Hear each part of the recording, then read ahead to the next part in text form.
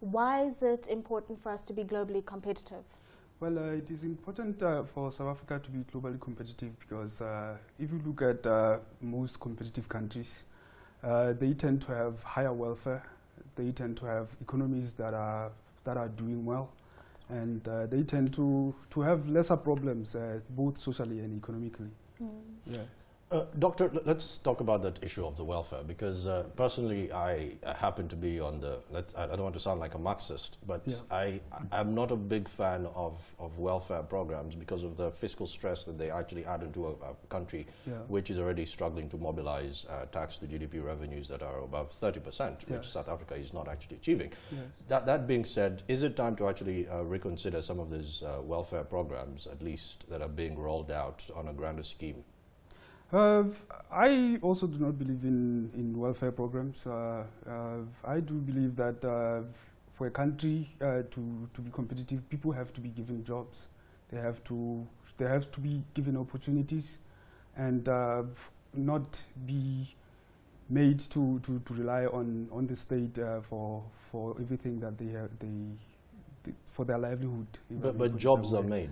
Let's take, for instance, the 1930 depression in the States. You had pumping the prime, where you actually invest in infrastructure. That way, there's people who come from coal mines, they work on the railroad, and that kind of thing. And it's a domino effect, and jobs are made. Are you advocating for more government spending, at least on the infrastructure end, in order to create jobs?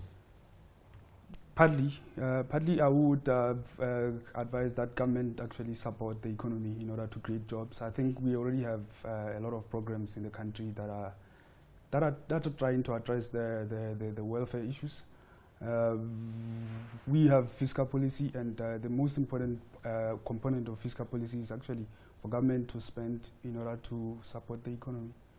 One of the issues that come out of the welfare, the fiscal spend, is the fact that South Africa's youth are unemployed. And we read earlier that it's 65% this year. This is a huge number. And where does the government even begin to bring this down?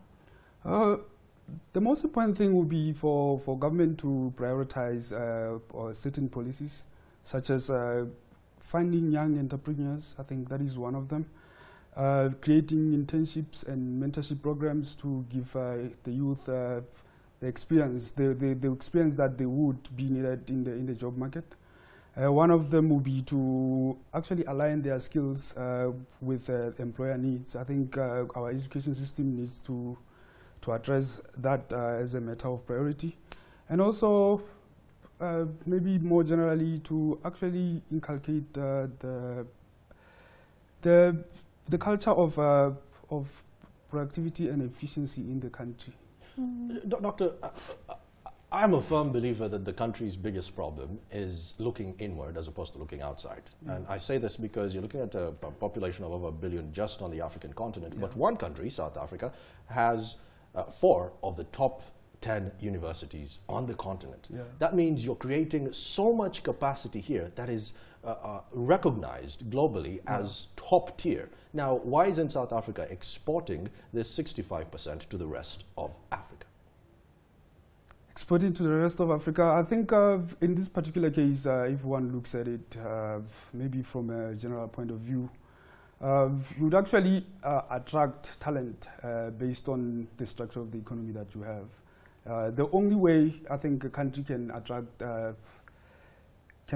talent would be that it is maybe already competitive itself. And if we look at most countries in Africa, we sort of struggling, and if one looks at it, I think their literacy rates are not that bad. They are also, like, even though you may argue that the best universities are actually based in South Africa, actually we have a lot of foreign students in the country, and they study here and then they go back to their countries.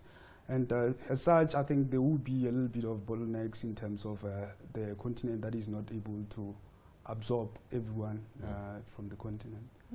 Let's talk a little bit about the role that BRICS can play in terms of lessons South Africa can learn. I mean, we do currently have the Education Academic Forum, the BRICS Academic Forum, currently taking place. And high on the agenda is addressing social and economic issues such as those that we've laid out this afternoon. So really, how does South Africa draw from this relationship?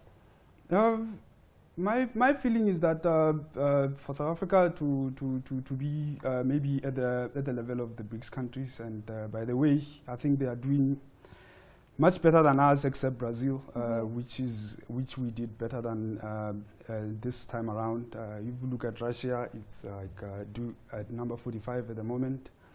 And then India is also doing well at 44, and China at 13. I think the most important thing, I think, with the BRICS is to try and maybe as a group of countries try to